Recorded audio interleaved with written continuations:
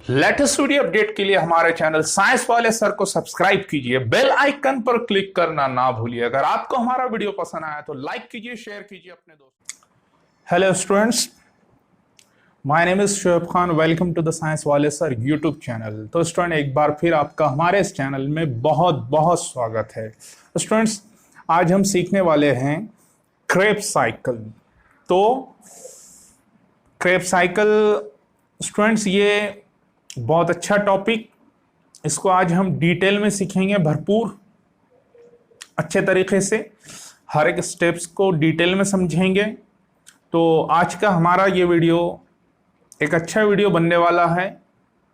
आप इस वीडियो को अंत तक देखिए, आपके सारे कंसेप्ट्स क्लियर होने वाले हैं।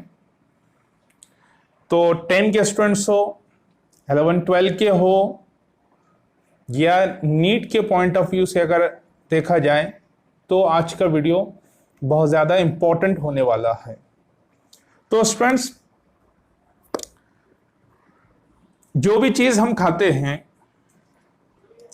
अगर उसमें कार्बोहाइड्रेट है, ग्लूकोज, अगर उसमें प्रोटीन है, अगर उसमें फैट्स है, तो ये सारे न्यूट्रिएंट्स का ऑक्सीडेशन होता है, राइट।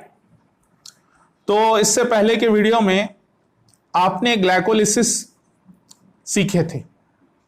अगर जिसने वो वीडियो नहीं देखा है तो हमारे इस चैनल पर वो वीडियो अवेलेबल है, वहां ग्लाइकोलिसिस का टाइटल लगा हुआ है, देख सकते हैं आप। तो स्टूडेंट्स, कार्बोहाइड्रेट ग्लूकोज ग्लाइकोलिसिस के प्रोसेस के थ्रू पायरिक एसिड्स में कन्वर्ट हो जाता है, और पायरिक एसिड्स ये 3 कार्बन कंपाउंड है, और पायरिक एसिड्स उसके बाद उसका ऑक्सीडेशन होकर एसिटाइल कोएंजाइम ए में कन्वर्ट होता है। एसिटाइल कोएंजाइम ए ये 2 कार्बन कंपाउंड है। अगर हमारे खाने में अगर प्रोटीन है तो वो बीटा ऑक्सीडेशन का प्रोसेस कर वो भी एसिटाइल कोएंजाइम ए में कन्वर्ट हो जाएगा डायरेक्टली। अगर हमारे खाने में फैट्स हैं तो उसका भी डायरेक्ट कन्वर्जन एसिटाइल कोएंजाइम ए में हो जाएगा, डीएमिनेशन एक प्रोसेस के थ्रू। तो अगर देखा जाए तो चाहे कार्बोहाइड्रेट ग्लूकोज हो, प्रोटीन हो या फैट हो, तीनों के तीनों न्यूट्रिएंट्स का कन्वर्जन एक ही रिजल्टेंट कंपाउंड मिल रहा है, वो है एसिटाइल कोएंजाइम ए 2 कार्बन कंपाउंड। उसके बाद ये एसिटाइल कोएंजाइम ए, इसका कंप्लीट ऑक्सीडेशन होने के लिए ये जाता है क्रेब्स साइकिल में। क्रेब्स साइकिल में जाकर वहां ये कंप्लीट ऑक्सीडाइज हो जाएगा। इसके जो 2 कार्बन हैं वो कार्बन डाइऑक्साइड्स के रूप में निकल जाएंगे, और क्रेब्स साइकिल में आपको वहां पर कार्बन डाइऑक्साइड CO2 के 2 मॉलिक्यूल मिलते हैं। उसके साथ साथ क्रेब्स साइकिल में आपको कुछ रिड्यूस कोएंजाइम भी मिलते हैं, जिनके नाम NADH+H+। इससे पहले के वीडियो में भी स्टूडेंट मैंने आपको ये समझाया था कि इसको आप NADH2 नहीं पढ़ेंगे, इसको अलग अलग करके ही पढ़ना है। NADH+H+। दूसरा रिड्यूस कोएंजाइम मिलता है FADH2 क्रेब्स साइकिल में। तो ये रिड्यूस कोएंजाइम से भी आपको ATP मिल सकते हैं अगर इन रिड्यूस कोएंजाइम को आप ETS में लेकर जाते हैं, तो इलेक्ट्रॉन ट्रांसपोर्ट सिस्टम या इलेक्ट्रॉन ट्रांसपोर्ट चेन में अगर लेकर जाते हैं तो NADH+H+ और FADH2 ETS में अगर गए तो वहां उनसे आपको ATP मिलती है, एनर्जी मिलती है। तो स्टूडेंट्स, आज हम सीखेंगे क्रेब्स साइकिल को, लेकिन अब नीट के पॉइंट ऑफ व्यू से, जो एक बहुत बड़ा सवाल होता है, और बहुत सारी किताबों में, हर किताब में अलग अलग लिखा होता है कि क्रेब्स साइकिल कहां से शुरू होती है। क्रेब्स साइकिल की पहली स्टेप्स कौन सी है, पहली रिएक्शन कौन सी है? तो एक बहुत बड़ा सवाल है ये। तो स्टूडेंट्स, आज हम आपका वो टॉपिक क्लियर करेंगे कि क्रेब्स साइकिल कहां से शुरू होती है। ठीक है, तो स्टूडेंट्स देखिए, ग्लाइकोलिसिस का जो प्रोसेस हुआ, ग्लूकोज का जो ग्लाइकोलिसिस हुआ, ग्लूकोज का जो ऑक्सीडेशन हुआ पायोरिक एसिड्स में, जो कि 3 कार्बन कंपाउंड है।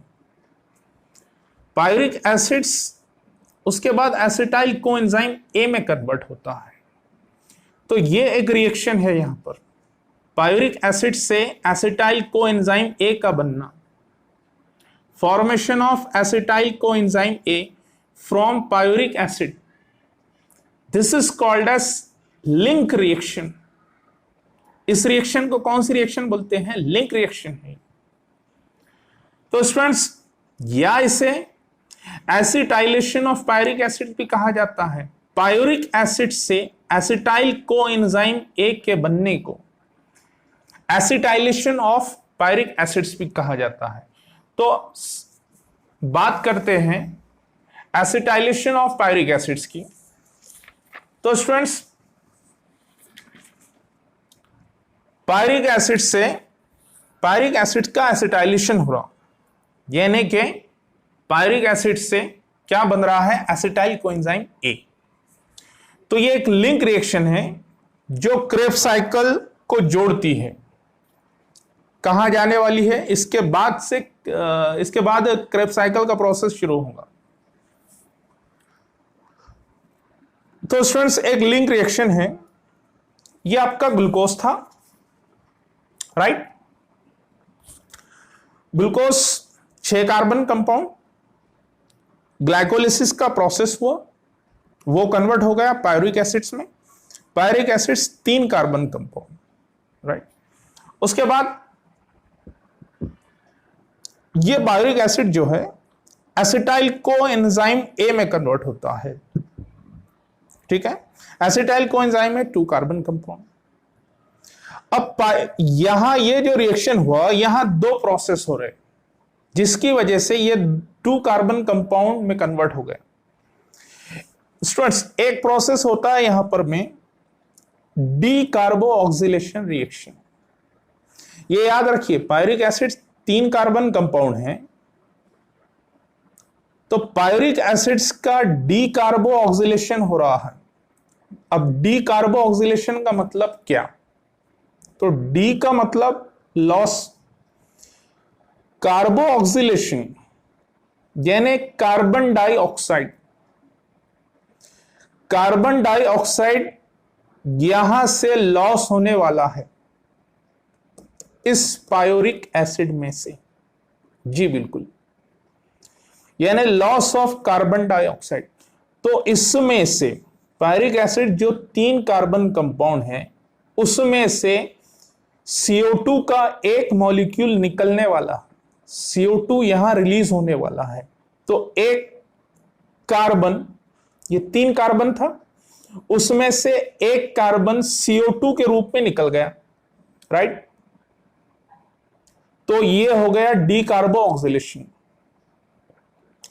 अब देखिए, जहां डी कार्बो ऑक्सीलेशन होता है वहां एक प्रोसेस और होता है साथ में। इस लिंक रिएक्शन में एक प्रोसेस और होने वाला है, वो है डीहाइड्रोजेनेशन। फिर से डी शब्द आ गया यहां पर में, डी यानी लॉस या लेस, कोई चीज की कमी होने वाली। किसकी? कोई चीज लॉस होने वाली है। कौन? जी बिल्कुल, hydrogen. Loss of hydrogen, loss of hydrogen. तो उस प्रोसेस को बोलेंगे हम डीहाइड्रोजनेशन। अच्छा, loss of hydrogen, removal of hydrogen, इसको भाई ऑक्सीडेशन भी कहा जाता है। तो बिल्कुल यहां पायरिक एसिड का ऑक्सीडेशन हो रहा, इट मींस उसमें से हाइड्रोजन रिमूव हो रहे, यानी डी कार्बो ऑक्सीलेशन का प्रोसेस भी हो रहा और साथ ही साथ डीहाइड्रोजनेशन का प्रोसेस भी हो रहा, यानी हाइड्रोजन भी लॉस हो रहे। तो यहां से जो हाइड्रोजन लॉस होते, इन हाइड्रोजन को पिकड अप करने का काम उनको कौन पिक करता है भाई? तो एक कोएंजाइम जिसका नाम NAD+। तो जो हाइड्रोजन यहां लॉस होंगे उसको जो रिसीव करेगा कोएंजाइम, उसका नाम NAD+।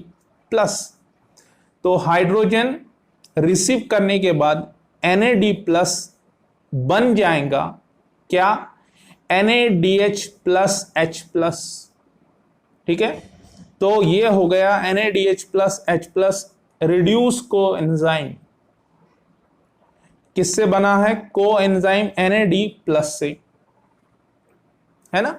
इसका क्या हुआ? रिडक्शन हुआ, हाइड्रोजन ऐड हुए इसमें।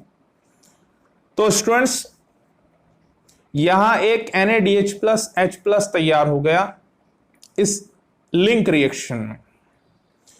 उसके बाद यहां एक कोएंजाइम A ऐड भी होता है इस रिएक्शन। हाँ, इसमें कोएंजाइम A ऐड होता है जिसकी वजह से अब जो, अच्छा देखो, एक ये 3 कार्बन कंपाउंड था, उसमें से एक कार्बन निकल गया CO2 के रूप में। तो अब जो अगला कंपाउंड बनने वाला है वो 2 कार्बन कंपाउंड होगा और उसमें कोएंजाइम A वो ऐड हुआ। तो हमको जो रिजल्टेंट प्रोडक्ट मिला है यहां पर में, वो मिला है acetyl coenzyme A which is 2 carbon compound. Coenzyme add हुआ उसमें, तो जो प्रोडक्ट मिला acetyl coenzyme A which is 2 carbon compound. अब ये एसिटाइल कोएंजाइम A जाता है आपके सेल में जो माइटोकॉन्ड्रिया है उसमें जाएगा, माइटोकॉन्ड्रियल मैट्रिक्स में ये एंटर करने वाला है। तो कितने कार्बन कंपाउंड होता है ये? 2 कार्बन कंपाउंड ये एंटर करने वाला है माइटोकॉन्ड्रिया के मैट्रिक्स में और यहां से शुरू होने वाली है क्रेब्स साइकिल। कहां एंटर करेगा ये? माइटोकॉन्ड्रिया के मैट्रिक्स में। तो अब क्रेब्स साइकिल को यही कैरी करेगा, यही आगे बढ़ाएगा एसिटाइल कोएंजाइम A। तो स्टूडेंट्स आइए शुरू करते हैं हम क्रेब्स साइकिल। तो वीडियो को अंत तक देखिए, पेन कॉपी हाथ में लेकर के रखिए, जहां जरूरत पड़े वहां स्क्रीनशॉट जरूर लीजिए। तो आइए शुरू करते हैं क्रेब्स साइकिल। तो इसको कहा जाता है लिंक रिएक्शन या acetylation of pyruvic acids. Pyruvic acid से एसिटाइल कोएंजाइम A कैसे बनता है, कौन सी रिएक्शन होती है, उस रिएक्शन को लिंक रिएक्शन कहा जाता है जो क्रेब्स साइकिल को जोड़ रही है। तो स्टूडेंट्स शुरू करते हैं क्रेब्स साइकिल। तो एक बड़ी सी साइकिल, बड़े सिंपल मेथड्स में आज आप सीखने वाले हैं।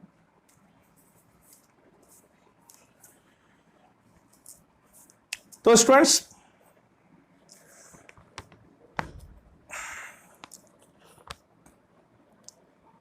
सर हेंस क्रेब नाम के साइंटिस्ट ने इस साइकिल का पता लगाया था, इसकी डिस्कवरी की थी, इसलिए इसको क्रेब साइकिल कहा जाता है। ठीक है, क्या कहा जाता है? Krebs cycle. Sir Hans Krebs नाम के साइंटिस्ट ने इसकी डिस्कवरी की थी। स्टूडेंट्स इसे 2 और नाम से भी पुकारा जाता है, एक TCA साइकिल भी कहा जाता है और दूसरा सिट्रिक एसिड साइकिल भी कहा जाता है। तो TCA साइकिल बोले तो ट्राई कार्बो ऑक्सिलिक एसिड साइकिल, ट्राई बोले तो 3, कार्बो ऑक्सिलिक एसिड, कार्बो ऑक्सिलिक एसिड साइकिल। ठीक है, ट्राई कार्बो ऑक्सिलिक एसिड साइकिल। स्टूडेंट इसे सिट्रिक एसिड साइकिल भी बोला जाता है। तो सिट्रिक एसिड साइकिल इसे क्यों बोलते हैं? इसलिए बोलते हैं क्योंकि इस साइकिल में सबसे पहला जो प्रोडक्ट मिलता है, सबसे पहला स्टेबल प्रोडक्ट, वो मिलता है सिट्रिक एसिड, इसलिए इसे सिट्रिक एसिड साइकिल कहते हैं।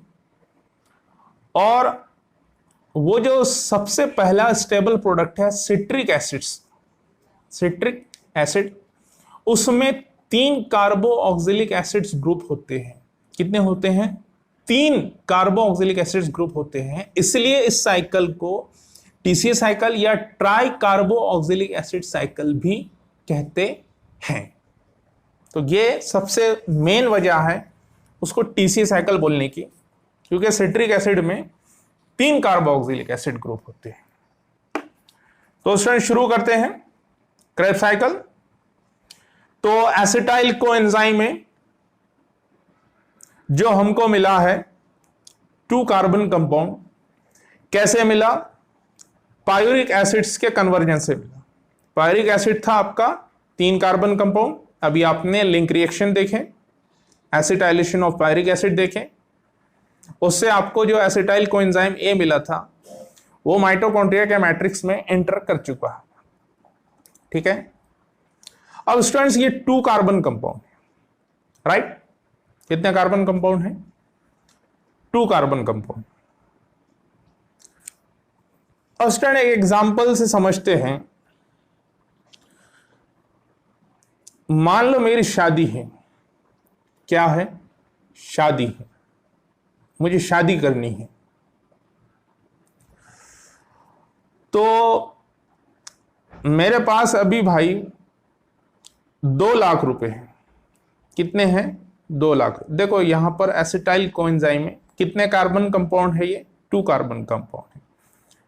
तो ये एसिटाइल, मान लो मैं एसिटाइल कोएंजाइम ए हूं। मैं कौन हूं? एसिटाइल कोएंजाइम ए, और मेरे पास 2 लाख रुपए हैं और मुझे करनी है शादी। अब शादी करनी है तो बड़ी करनी है। अब बड़ी करनी है यानी अच्छी बड़ी, इसमें अच्छे अच्छे खाने बनाए जाएंगे, बहुत सारे लोगों को इनवाइट किया जाएगा, सभी रिलेटिव्स, सभी फ्रेंड्स, सभी स्टूडेंट्स।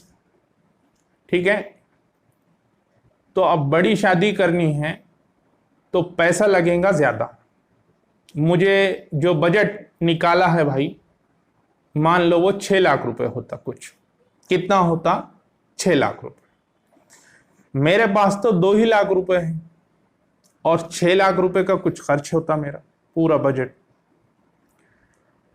तो यानी कि मेरे पास 4 लाख रुपए कम है। कितने कम है? 4 लाख रुपए कम है। तो अब मेरे पास 3 ऑप्शन है।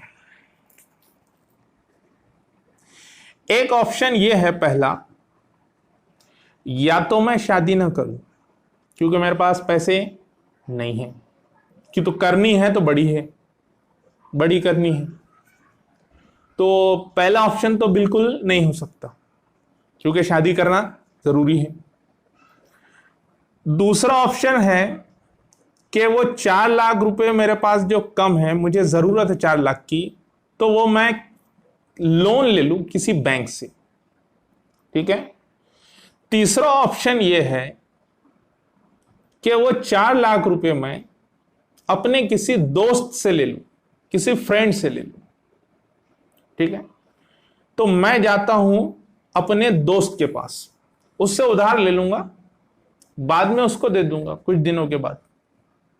ठीक है, तो मेरा जो दोस्त है जिससे मैं 4 लाख रुपए लेने वाला हूं, मेरे उस दोस्त का नाम है ऑक्जेलो एसिटिक एसिड।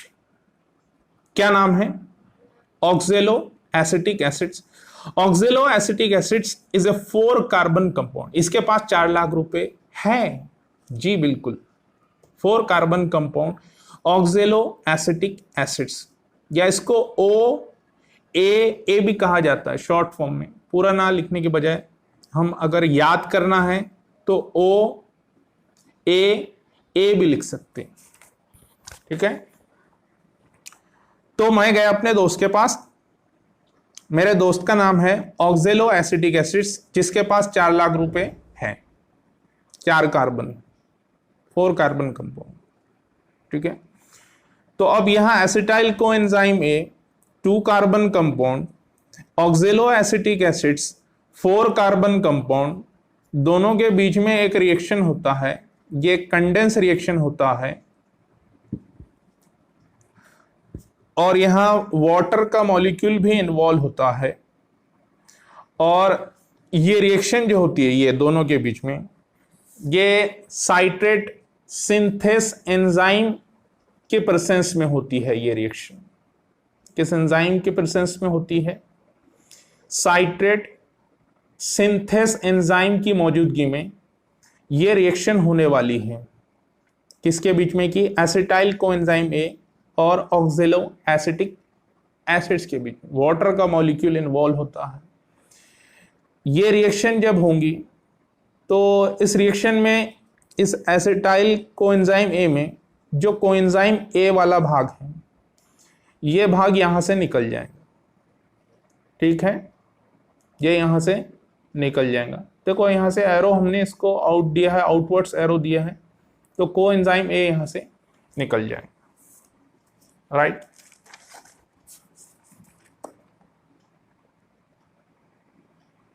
हाँ। तो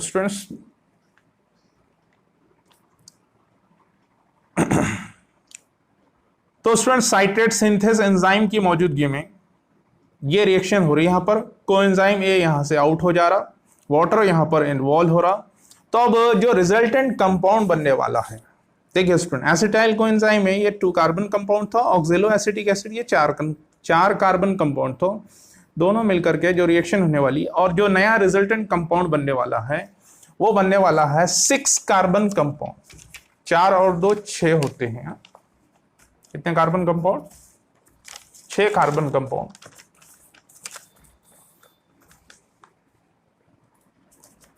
चलिए, तो 6 कार्बन कंपाउंड, सबसे पहला जो प्रोडक्ट मिलने वाला है, सबसे पहला first stable product, first stable compound Krebs cycle में जो मिलने वाला है उसका नाम सिट्रिक एसिड। सिट्रिक एसिड, जी बिल्कुल, सबसे पहला स्टेबल कंपाउंड मिला है citric acids which is 6 carbon compound. तो सबसे पहला प्रोडक्ट मिलता है क्रेब्स साइकिल में सिट्रिक एसिड्स, इसलिए क्रेब्स साइकिल को सिट्रिक एसिड साइकिल भी कहा जाता है, जैसा मैंने आपको पहले बताया। सिट्रिक एसिड्स में 3 कार्बोक्सिलिक एसिड्स ग्रुप होते हैं, इसलिए इस साइकिल को ट्राई कार्बोक्सिलिक एसिड साइकिल भी कहा जाता है। कितने कार्बोक्सिलिक एसिड ग्रुप होते हैं? 3। तो इसलिए इसे टीसीए साइकिल शॉर्ट में बोलेंगे या try carboxylic acid cycle. Right, उसके बाद स्टूडेंट्स सिट्रिक एसिड तो 6 कार्बन कंपाउंड हो गया, इसका कन्वर्जन सिस एकोनेटिक एसिड में होता है। देखो अब यहां पर मेरे पास 6 लाख रुपए हो गया, शादी शुरू हो गई, शादी की तैयारी में लग गए भाई हम।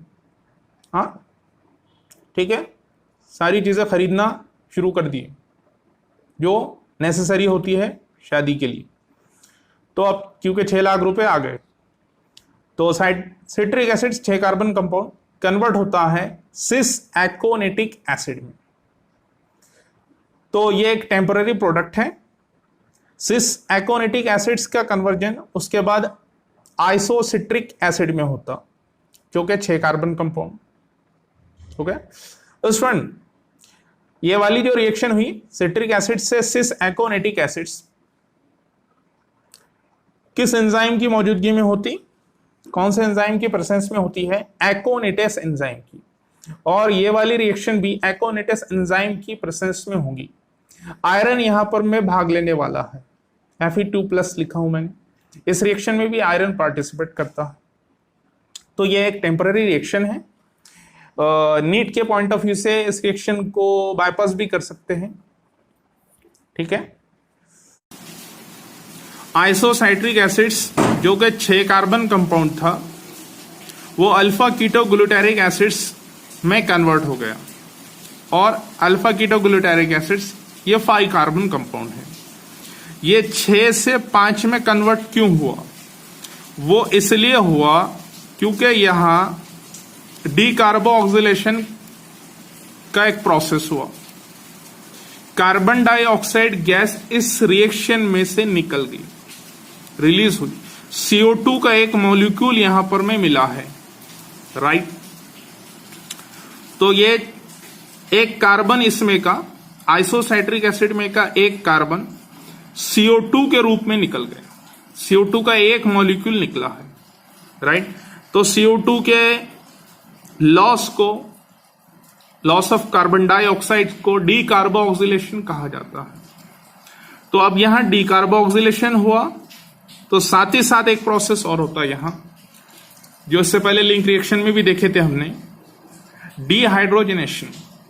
डीकार्बोक्सिलेशन के साथ में एक और प्रोसेस हो रहा है, डीहाइड्रोजनेशन, यानी हाइड्रोजन लॉस हो रहा है, रिमूव हो रहा है, और हाइड्रोजन के रिमूवल को हम ऑक्सीडेशन बोलते हैं। तो अब ये जो हाइड्रोजन यहां पर रिमूव हो रहा है, उस हाइड्रोजन को जो पिकअप करने का काम करते हैं, गेन करने का, रिसीव करने का काम करते हैं, वो करेगा एक को एंजाइम NAD प्लस ये कोएंजाइम यहां से जो हाइड्रोजन लॉस होंगे उनको रिसीव करेगा NAD प्लस, और NAD प्लस कन्वर्ट हो जाएगा उस हाइड्रोजन को गेन करने के बाद, क्योंकि NAD प्लस का रिडक्शन हुआ, तो अब एक ये बन गया है reduce coenzyme NADH plus H plus. मैं फिर से कह रहा हूं कि NADH2 किताबों में लिखा होता है, आपको इसको अलग अलग पढ़ना है, NADH प्लस H प्लस, ठीक है। ये एक रिड्यूस कोएंजाइम मिल गया है आपको, NAD प्लस का रिडक्शन होकर के। तो ये रिएक्शन कौन से एंजाइम की मौजूदगी में होती है?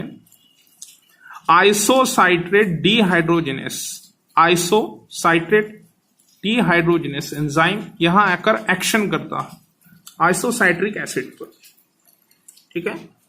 तो हमको मिला है अल्फा कीटो ग्लूटारिक एसिड्स, जो कि 5 कार्बन कंपाउंड। चलो आगे बढ़ते हैं students. Alpha keto glutaric acids which is 5 carbon compound, it converted into succinyl coenzyme A।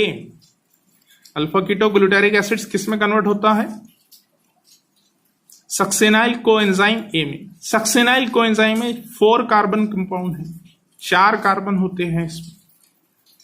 अब इस रिएक्शन के वक्त क्या होता है, यहां भी डीकार्बोक्सिलेशन हुआ, कार्बन डाइऑक्साइड लॉस होने वाली है, CO2 का एक मॉलिक्यूल निकलने वाला है, यहां पर में मिलता है हमको, ठीक है। अब ये अल्फा कीटो ग्लूटारिक एसिड्स ये 5 कार्बन कंपाउंड था ना, तो इसमें से एक कार्बन और कम हो जाएगा, क्योंकि CO2 के रूप में निकल रहा है वो, और लॉस ऑफ CO2 को, रिमूवल ऑफ CO2 को हम बोलते हैं डीकार्बोक्सिलेशन। अब जहां डीकार्बोक्सिलेशन तो वहां डीहाइड्रोजनेशन, ठीक है, हाइड्रोजन लॉस हुए। अब ये हाइड्रोजन जो लॉस हुए, इन हाइड्रोजन को फिर कौन रिसीव करेगा? कोएंजाइम NAD प्लस, और इसका रिडक्शन होकर के बन जाएगा यहां फिर से हमको मिलने वाला है NADH प्लस H प्लस, ठीक है। यहां तक क्लियर? आगे बढ़ते हैं। तो क्या हुआ? Alpha keto glutaric acids 5 carbon compound था, एक CO2 मॉलिक्यूल निकलने की वजह से, यानी डीकार्बोक्सिलेशन का प्रोसेस होने की वजह से अगला हमको प्रोडक्ट मिलेगा 4 कार्बन कंपाउंड, और एंजाइम कोएंजाइम यहां अंदर एंटर करता है, कोएंजाइम यहां एंटर करेगा। तो कोएंजाइम में जब इस पर एंटर करता है, इस पर एक्शन करता है, तो अगला जो कंपाउंड मिलेगा वो हमको 4 कार्बन कंपाउंड मिलेगा, और उसका नाम सक्सिनाइल कोएंजाइम A। जी बिल्कुल, कोएंजाइम A उसमें एंटर कर लिया है, जिसकी वजह से अगला जो कंपाउंड मिलेगा उसमें कोएंजाइम A अटैच रहेगा। तो अगले कंपाउंड का नाम क्या हुआ? सक्सिनाइल कोएंजाइम A, जो है 4 कार्बन कंपाउंड। तो स्टूडेंट्स आगे बढ़ते हैं। अब ये स्टेप्स बहुत ज्यादा इंपॉर्टेंट बनती है नीट के पॉइंट ऑफ व्यू से, क्योंकि इसी पर सवाल पूछा जाता है। तो सक्सिनाइल कोएंजाइम में याद रखिए 4 carbon compound. Succinyl coenzyme A का कन्वर्जन सक्सिनिक एसिड में होता। सक्सिनिक एसिड 4 कार्बन कंपाउंड, ठीक है। अच्छा स्टूडेंट्स, यहां पर एक बात करते हैं, क्रेब्स साइकिल हमारी कंप्लीट हो गई। क्रेब्स साइकिल कंप्लीट हो गई। आप बोलेंगे कैसे? जी बिल्कुल, क्रेब्स साइकिल किस लिए कर रहे थे हम? एसिटाइल कोएंजाइम ए जो हमारा 2 कार्बन कंपाउंड था, कितने कार्बन कंपाउंड था? 2 कार्बन कंपाउंड था। ये दोनों कार्बन तो हमारे ऑक्सीडाइज हो चुके हैं, है ना। एक CO2 हमारा यहां निकला, एक यहां निकला CO2, ठीक है, और दूसरा CO2 हमारा यहां निकल गया। दोनों कार्बन हमारे निकल चुके हैं, है ना, ऑक्सीडाइज हो गया, ऑक्सीडेशन हो गया ये तो, ठीक है। एसिटाइल कोएंजाइम ए का तो ऑक्सीडेशन हो चुका। फिर शादी तो हमारी हो चुकी भाई, यहां साइकिल हमारी कंप्लीट हो गई। कहां कंप्लीट हो गई? जहां सक्सिनाइल कोएंजाइम ए हमको मिला है। हमारा मकसद क्या था भाई? शादी करना, कर लिए ना, ऑक्सीडेशन था ना। हमारा मकसद क्या था? हमारा पर्पस क्या था? एसिटाइल कोएंजाइम ए, उसका ऑक्सीडेशन करना है आपको। तो 2 CO2 के मॉलिक्यूल तो निकल गए, है ना। 2 बार हुआ ना डीकार्बोक्सिलेशन, एक बार यहां हुआ, एक बार यहां हुआ। तो भाई आपकी शादी तो जरूर हो चुकी है, लेकिन आपने शादी करने के लिए, आपके पास तो 2 ही लाख रुपए थे, आपने आपके फ्रेंड से 4 लाख रुपए उधार लिए थे। तो वो कौन देगा?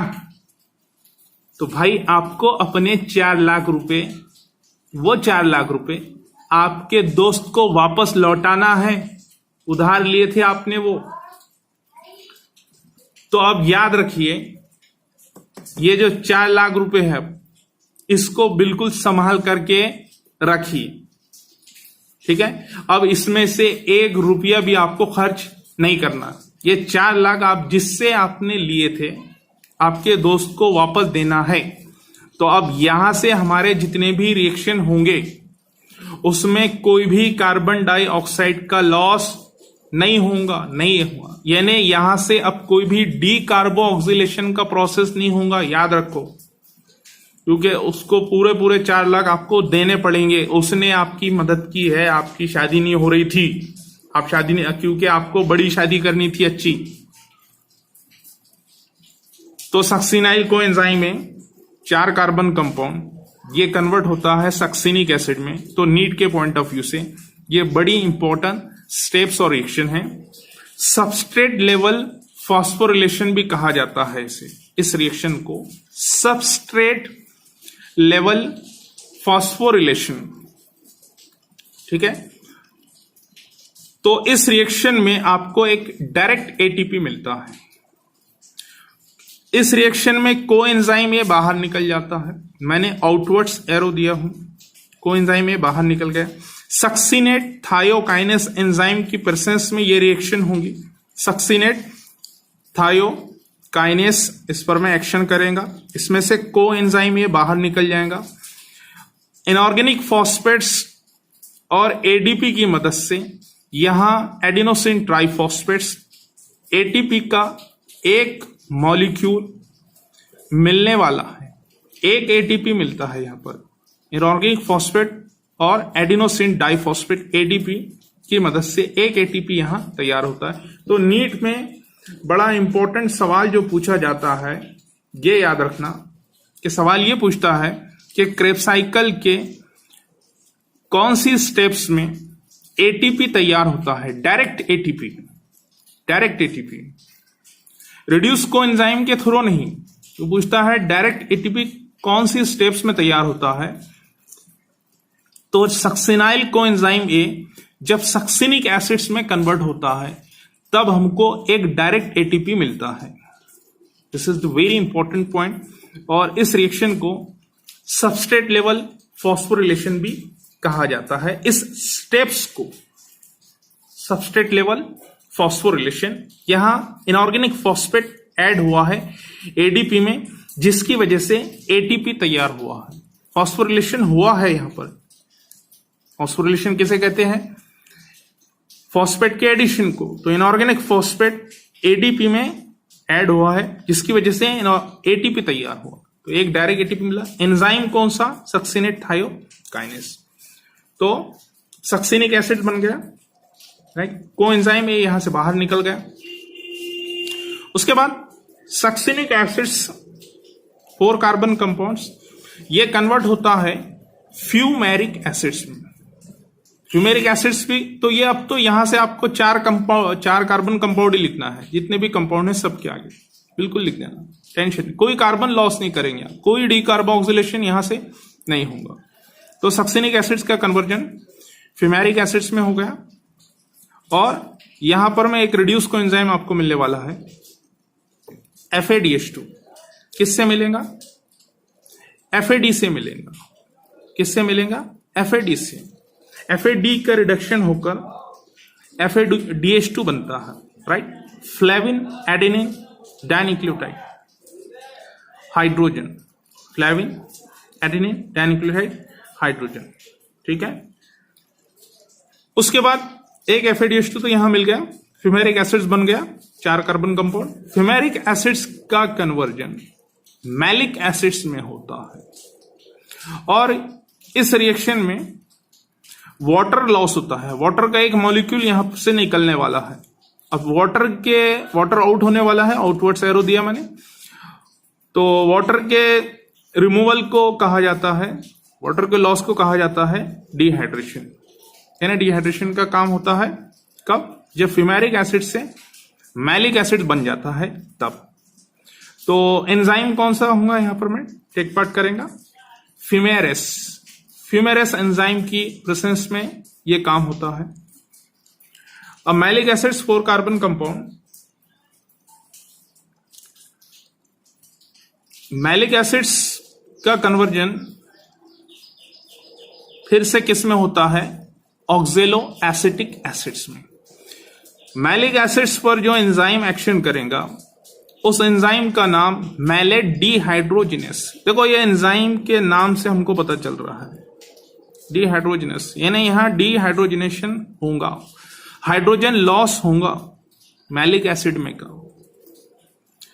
और जो हाइड्रोजन यहां पर लॉस होगा मैलिक एसिड में का, जो हाइड्रोजन लॉस होगा उस हाइड्रोजन को जो रिसीव करेगा कौन पिक करेगा? NAD+ coenzyme, nicotinamide adenine dinucleotide जो कोएंजाइम है ये इसको पिक कर लेगा। उसके बाद इसका रिडक्शन हो गया और रिडक्शन होकर के ये बन जाएगा NADH+H+, एक रिड्यूस कोएंजाइम NADH+H+। तो मैलिक एसिड्स का कन्वर्जन हो चुका है ऑक्जेलो एसिटिक एसिड में। आपने जो उसे 4 लाख रुपए दिए थे, जो शादी के पहले उसने आपको दिया था, उधार दिया था, आप यहां उसको वापस दे रहे हैं और साथ में क्या भी बोल रहे हैं? थैंक यू बोल करके। लो भाई बहुत बड़ा काम किए थे आपने, बहुत बड़ी हेल्प किए थे। तो ऑक्जेलो एसिटिक एसिड्स यहां बन चुका है 4 कार्बन कंपाउंड। ये ऑक्जेलो एसिटिक एसिड्स फिर से एसिटाइल कोएंजाइम ए के साथ मिल करके रिएक्शन करेगा और इस तरह से ये साइकिल फिर से चलती रहेंगी। तो एसिटाइल कोएंजाइम में आते जाते हैं, ऑक्जेलो एसिटिक एसिड से मिलते जाते हैं और रिएक्शन आपकी, और ये जो साइक्लिक चेन है आपकी ये चलती जाती है, क्रेब्स साइकिल चलती जाती है। तो स्टूडेंट्स अब हमको मिला क्या इस साइकिल में? रिजल्ट क्या है आपका वो देखना है, ठीक है। अच्छा ये जो स्टूडेंट्स ये जो साइकिल है कब होती है क्रेब्स साइकिल? माइटोकॉन्ड्रिया के अंदर यानी सेल के अंदर में ऑक्सीजन होना जरूरी है। क्या होना जरूरी है? ऑक्सीजन होना जरूरी है। जब सेल में ऑक्सीजन रहेंगी तभी ये साइकिल होंगी, राइट। लेकिन इस पूरी रिएक्शन में ऑक्सीजन का कहीं भी यूज नहीं है, यूज है क्या कहीं? कहीं यूज नहीं। ऑक्सीडेशन हुआ है लेकिन हाइड्रोजन के रिमूवल से हुआ है जगह जगह। तो इस रिएक्शन, ये जो साइकिल है, यहां ऑक्सीजन का बिल्कुल भी कहीं यूज नहीं हुआ, हमने देखे हैं। लेकिन ये साइकिल होंगी कब? जब सेल में ऑक्सीजन रहेगा तभी। तो चाहे वो प्रोटीन हो, कार्बोहाइड्रेट हो या फैट्स हो, कंडीशन एरोबिक रहेंगी तभी ये रिएक्शन होंगी। ठीक है, तो ये ग्लूकोज से शुरुआत किए थे हमने, ग्लाइकोलिसिस का प्रोसेस किए, पायरिक एसिड्स मिला, वो एसिटाइल कोएंजाइम ए में कन्वर्ट हुआ और एसिटाइल कोएंजाइम ए को हमने माइटोकॉन्ड्रिया मैट्रिक्स में लेकर आ गए और वहां ये क्रेब्स साइकिल हो गई। Acetyl coenzyme A completely oxidise होगा। 2 कार्बन कंपाउंड था, इसके दोनों कार्बन निकल चुके कार्बन डाइऑक्साइड्स के रूप में। एक यहां पर में निकल गया, एक यहां पर में निकल गया, डीऑक्सिलेशन, डी कार्बो ऑक्सिलेशन का प्रोसेस होकर के। ठीक है, अच्छा अभी आपको मिला क्या? एनर्जी कितनी मिली है, क्या मिली है, कितने एटीपी मिले हैं, यानी एनर्जी अकाउंट क्या है। अब एक बड़ा इंपॉर्टेंट टॉपिक यहां सीखने वाले हैं। हम समझते हैं एटीपी अकाउंट को, यानी एनर्जी अकाउंट, कितनी एनर्जी मिल रही है हमको, कहां कहां पर। ग्लूकोज का एक मॉलिक्यूल जब कंप्लीट ऑक्सीडाइज होता है तो कितने एटीपी मिलते हैं, ग्लाइकोलिसिस में कितने मिले थे आपने पिछले वीडियो में देखे थे, और क्रेब्स साइकिल में कितने एटीपी मिलते हैं, डायरेक्ट एटीपी कितने मिलते हैं, रिड्यूस कोएंजाइम ए कितने मिलते हैं। तो अब हम एटीपी अकाउंट सीखने वाले हैं। तो बड़ा इंपॉर्टेंट टॉपिक है एनर्जी, एटीपी, एनर्जी या बोलो एटीपी अकाउंट। ठीक है, तो बात करते हैं क्रेब्स साइकिल। शुरुआत करते हैं थोड़ा ग्लाइकोलिसिस से। एनर्जी या एटीपी अकाउंट समझते हैं। तो स्टूडेंट्स, सबसे पहले ग्लूकोज 6 कार्बन कंपाउंड था, ग्लाइकोलिसिस का प्रोसेस किया आपने, राइट। ग्लाइकोलिसिस के प्रोसेस में आपको डायरेक्ट जो एटीपी नेट गेन हुआ था वो 2 एटीपी मिले थे। कितने मिले थे? 2 एटीपी मिले थे। रिड्यूस कोएंजाइम आपको ग्लाइकोलिसिस के प्रोसेस में मिले थे 2। कितने मिले थे? 2। NADH प्लस H प्लस 2 मिले थे आपको ग्लाइकोलिसिस के प्रोसेस में। तो student, 2 NADH plus H plus जब ETS में जाएंगे तो वहां जाकर के वो 6 एटीपी दे सकते हैं आपको, राइट। तो वो 6 एटीपी और जो नेट गेन हो रहा आपका ग्लाइकोलिसिस के प्रोसेस में वो 2 एटीपी, ऐसा टोटल कितने हो जा रहे? 8 एटीपी, राइट। अब ये 6 कैसे हुए? तो एक NADH प्लस H प्लस आपको 3 एटीपी देता है, तो 2 से कितने हो जाएंगे? 2 3 6 एटीपी। तो ये 6 और नेट गेन आपका 2 एटीपी का हो रहा ग्लाइकोलिसिस में, तो 6 और 2 8। तो ग्लाइकोलिसिस के प्रोसेस में अगर कंडीशन एरोबिक है तो आपको टोटल 8 एटीपी मिलते हैं। कितने मिलते हैं? 8, अगर कंडीशन एरोबिक है तो, और एनारोबिक है तो 2 मिलते हैं नेट गेन। तो फिलहाल हम बात कर रहे हैं एरोबिक कंडीशन की। ग्लाइकोलिसिस से कितने मिलेंगे? 8 हो गए। तो ग्लाइकोलिसिस का याद रखिए, 8 एटीपी मिलेंगे एरोबिक कंडीशन में। उसके बाद क्रेब्स साइकिल जो अभी हमने देखे, तो स्टूडेंट्स क्रेब्स साइकिल में आपको 3 रिड्यूस कोएंजाइम मिलते हैं, NADH प्लस H प्लस, और ये 3 रिड्यूस कोएंजाइम जो है NADH प्लस H प्लस, इससे आपको 9 एटीपी मिल सकते हैं अगर ये ETS में जाते हैं तो। बिल्कुल इसी तरह से एक FADH2 मिला है आपको क्रेब्स साइकिल में, इससे आपको 2 एटीपी मिलते हैं, और एक डायरेक्ट एटीपी मिला है आपको। ठीक है, तो 9, 2 और 1, ये हो गए 12 एटीपी। तो स्टूडेंट्स, अगर एक बात आपको याद होगी तो लिंक रिएक्शन में, यानी एसिटाइलेशन ऑफ पायरिक एसिड जो हमने देखे, उसमें भी आपको एक रिड्यूस कोएंजाइम मिला था NADH प्लस H प्लस, तो इससे भी आपको 3 एटीपी मिल जाते हैं। तो इस तरह से ये 12 एटीपी और ये 3 एटीपी, ये हो गए कितने यहाँ टोटल? 15 एटीपी। तो इस तरह से क्रेब्स साइकिल में आपको 15 एटीपी मिलते हैं। लेकिन अब आपको सवाल देखना पड़ेगा कि सवाल कैसे पूछा। अगर उसने सवाल में पूछा है कि एसिटाइल कोएंजाइम ए का ऑक्सीडेशन होकर क्रेब्स साइकिल में कितने एटीपी मिलते हैं, तो उसका आंसर आएगा 12 एटीपी। अगर वो सवाल पूछता है कि पायरिक एसिड्स का ऑक्सीडेशन होकर क्रेब्स साइकिल में कितने एटीपी मिलते हैं, तो उसका आंसर आएगा 15 एटीपी। तो स्टूडेंट्स, पायरिक एसिड्स का एक मॉलिक्यूल जब एसिटाइल कोएंजाइम में कन्वर्ट होकर क्रेब्स साइकिल में जाएगा तो आपको 15 एटीपी देता है, राइट। तो आपको ग्लाइकोलिसिस के प्रोसेस में पायरिक एसिड्स के 2 मॉलिक्यूल मिलते हैं। कितने मॉलिक्यूल मिलते हैं? 2 मॉलिक्यूल मिलते हैं। तो 2 पायरिक एसिड्स के 2 मॉलिक्यूल जब एसिटाइल कोएंजाइम में कन्वर्ट होंगे तो आपको एसिटाइल कोएंजाइम 2 बनाकर देंगे। 2 एसिटाइल कोएंजाइम बनने वाले हैं वहां पर, और 2 एसिटाइल कोएंजाइम जब क्रेब्स साइकिल में जाएंगे तो उससे 15 2 30 एटीपी मिलने वाले हैं।